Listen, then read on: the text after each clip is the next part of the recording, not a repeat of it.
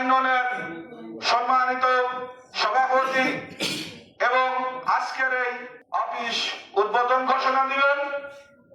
এ পর্যায়ে আপনাদের সঙ্গে কথা বলছেন আমাদের ইউনিয়নের সম্মানিত সভাপতি অ্যাডভোকেট আব্দুর রাজ্জাক।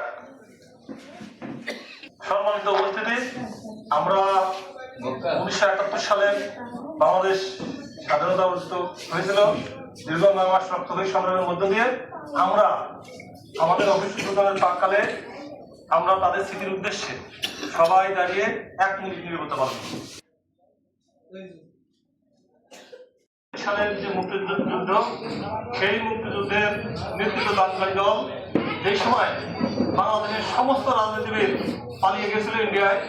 সেই সময় আমাদের দলের প্রতিষ্ঠাতা মেজর জেনারেল জিয়াউর রহমান, উনি ওই সময় কাদুরঘাট বেতার কেন্দ্র থেকে স্বাধীনতা ঘোষণা করেছিলেন এবং তার এই স্বাধীনতার ঘোষণা ছিল সেই সময় নির্দেশহীন বাঙালির পাথেও মানুষ বুঝেছিল যে না, আমাদেরকে যুদ্ধ করতে হবে।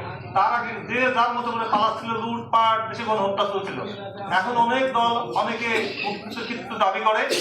মুক্তিযুদ্ধের যদি কৃতিত্ব দাবি করার মতো কোনো সংগঠন থাকে, সেটা বাংলাদেশ জাতীয়তাবাদী দল বিএনপি। আর ভুলে গিয়ে প্রার্থী আমাদের হারুন সাহেব রাজবাড়ী 2 নম্বর আসন থেকে উনি নমিনেশন পেয়েছেন। তার নির্বাচন যাতে সুষ্ঠুভাবে পরিচালিত হয় সেই উদ্দেশ্যে আমাদের এই জায়গায় আপনাদের সকালবেলা কষ্ট দেওয়া, আপনারা সবাই একজন ধন্যবাদ জানাচ্ছি।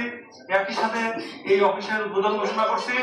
আপনারা সবাই শান্তিপূর্ণভাবে যাতে আমরা ঐক্যবদ্ধভাবে হারুন সাহেবের দয়ের জন্য কাজ করতে পারি।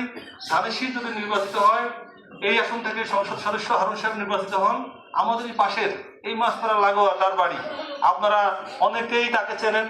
তার কাছে যাওয়ার জন্য কোনো মাধ্যম প্রয়োজন হয় না। আপনারা সবাই ঐক্যবদ্ধভাবে হারুন সাহেবের জন্য কাজ করবেন, ধানেশীলের জন্য কাজ করবেন।